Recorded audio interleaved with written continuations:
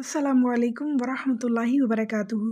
हमारे प्यारे नबी सल्लल्लाहु अलैहि वसल्लम ने फरमाया, बेशक सादगी भी ईमान का जुज़ है।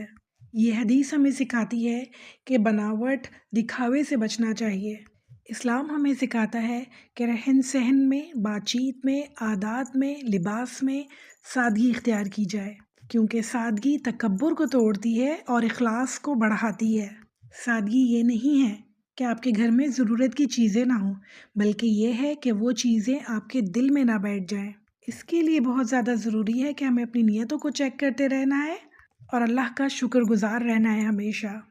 आखिर में एक बहुत छोटा सा, बहुत खूबसूरत सा कौल, सादा दिल वही है जिसमें अल्लाह ताला के सिवा कोई चीज़ गालिब ना हो। अल्लाह ताला हम सबको दिखावे से और नुमाइश से बचने वाला, ज़रूरत के मुताबिक खर्च करने वाला, ज़िंदगी में और घर में और अखराजात में एतदाल रखने वाला बनाए इंशाअल्लाह। बारकल्लाहु फ़ीक। अस्सलामु अलैकुम वरहमतुल्लाहि वबरकातुहू।